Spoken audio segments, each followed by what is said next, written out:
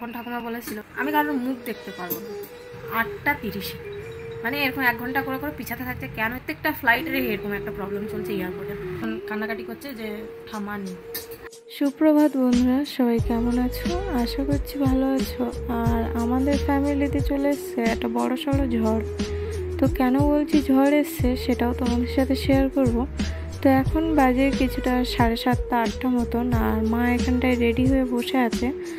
আর এখন ছোট জেঠির সাথে কথা বলছে। আর আমার বর গেছে একটু বাইরে, মানে আমার ভাসুরের ছেলে মেয়েদেরকে আনতে গেছে। তো এখানটায় মা বেরিয়ে পড়েছে পা হাত পা একটু ধোয়ার আগে আমার বর নিচে চলে গেছে, কারণ আমার ছেলেদেরকে প্রচণ্ড কান্নাকাটি করবে তার জন্যে। আর তারপরে বরদার মা করে গেছে। তো ওলা অটো বুক করেছিল, ওলা অটো চলে এসছে, মা অটোতে বসে গেছে।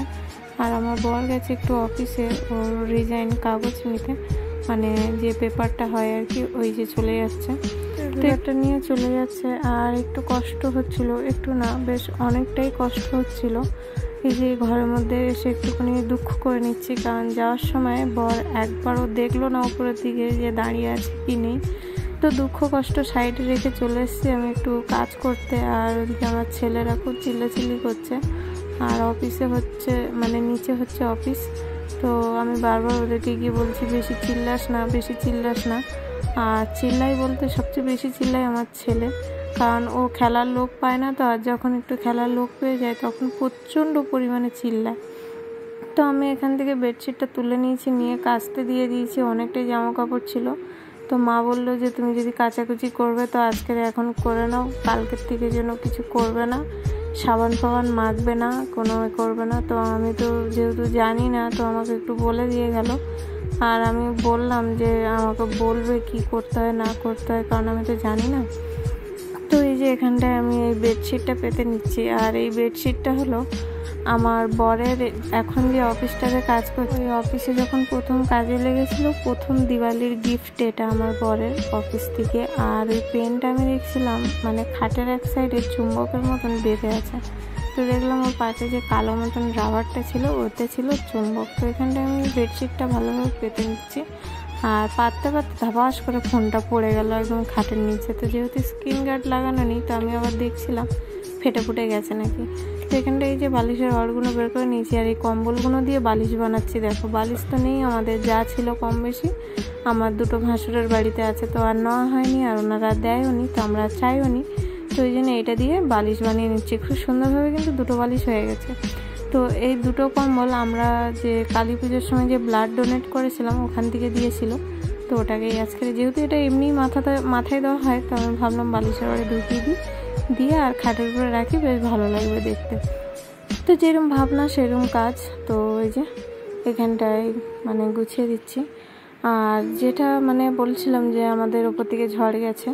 তো আজকে আমার ঠাম্মা শাশুড়ি গত হয়েছে।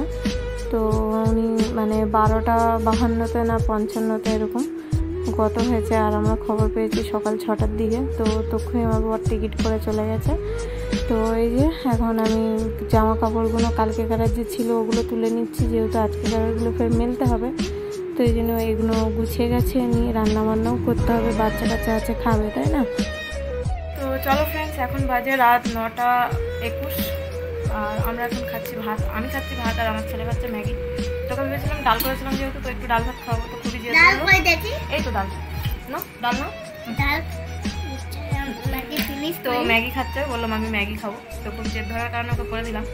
আর ওকে বেশি একটা কাঁদাচ্ছি না, কারণ মানে ওর বাবা নেই তো ওই জন্য। তো আমার জায়ের ছেলে মেয়ে সকাল থেকে এখানে ছিল, জাস্ট একটু আগে এসে নিয়ে চলে গেল। তো রেখে দিয়ে যাবো। দাদা কথা বলেছে, বলো দাদা কথা বলেছে। ওকে বলছে দাদা কথা বলেছি, মানে আমার ভাসুরের ছেলে এসেছিল, তো বলছে দাদা কথা বলেছি। তো রেখে দিয়ে যাওয়ার কথা বলছিল।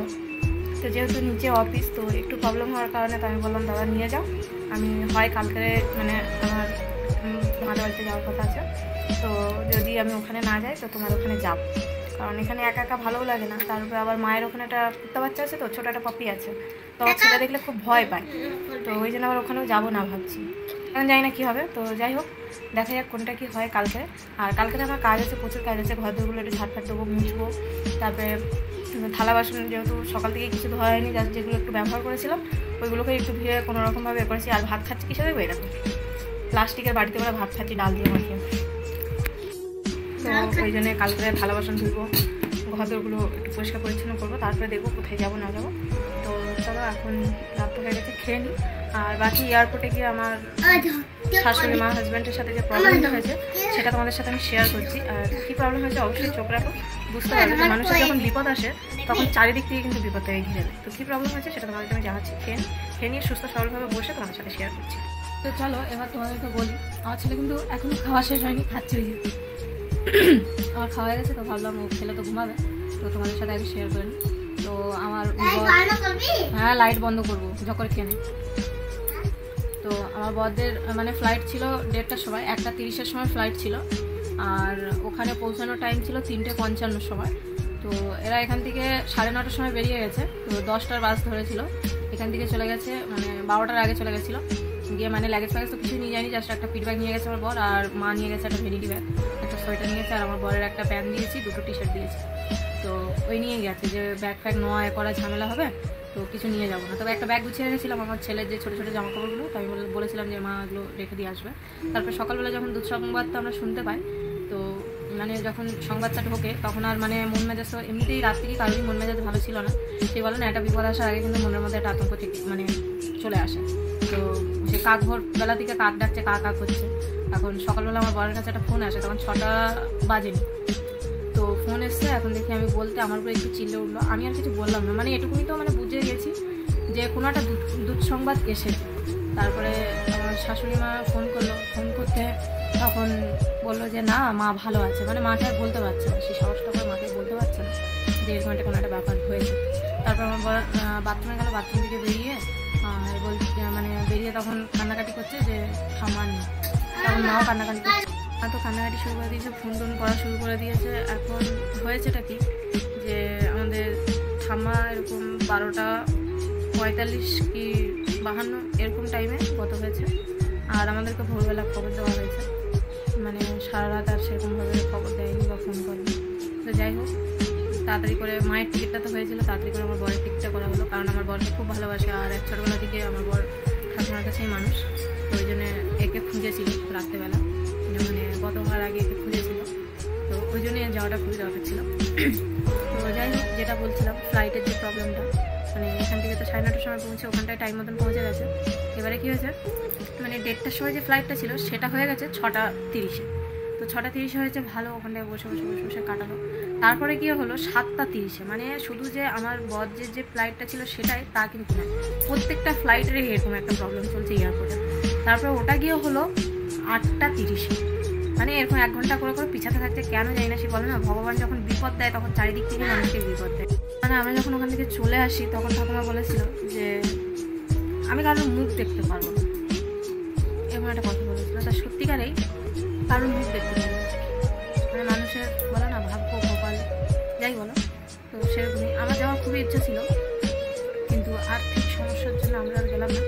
কারণ ট্রেনে হলে তাও অনেকটা যদি পাশাপাশি হতো একটু ভেবে দেখাই হতো, আর মানে যেহেতু ফ্লাইটে তো আমার ছেলেরও ফুল টিকিট লাগবে, আর আমার তো টিকিট লাগবেই লাগবে, তো ওই জন্য অত টাকা জোগাড় করে উঠতে পারিনি বলে আমরা আর যাইনি। তো শুধু গেছে মা গেছে, আমার বর গেছে, আর বরদা মেজদি ছেলেমেয়েরা সবাই এখানে আছে। তো আবার ফিরে চলে আসবে, 1 সপ্তাহ ছুটি নিয়েছে, নিয়ে আবার তাড়াতাড়ি ফিরে চলে আসবে। আপাতত এখন আমার ঘরে একাই আছে, দুমা বেটা। মেজদা এসেছিলো, বলছিল হয় তুমি চলো ওখানে, তো আমি বললাম না যাবো না, ঘর একা ছেড়ে দিয়ে দেশে যায় একটা আলাদা ব্যাপার, বাট এখানে থেকে ঘরটা একা থাকবে আর আমি চলে যাবো, আমি আর গেলাম না, আমি আছি। আর যেহেতু আমাকে আগেই বলেছি অনেক কাজ হয়ে গেছে না, তো ওই জন্য কালকে সকাল থেকে শুরু হবো, কখন সেভাবে জানি না। যাই হোক, আজকে সারাদিনের দুঃখ কষ্ট বেদনা এই আমাদের এইভাবে কাটলো। আর জানুয়ারি মাসে তো চলো আর কি বলবো, মানে জানুয়ারি মাসের মধ্যিখানে আর পৌষ মাসের লাস্টে এরকম একটা দুঃখজনক দিন আমাদের। চলো, কষ্ট সুখ দুঃখ নিয়ে এই জীবন, তাই না? তো সুখ যেমন আসে দুঃখ তেমন আসে, সুখ যেমন যায় দুঃখও তেমন যায়, এই কি মানুষটাকে আর দেখতে পাবো এটাই। তো চলো আর বেশি বক করবো না, আজকের আমার ভিডিওটা এখানে এন্ড করছি। ভালো লাগলে লাইক কমেন্ট শেয়ার, চ্যানেলটাকে সাবস্ক্রাইব করো, পেজটাকে ফলো করো। চলো।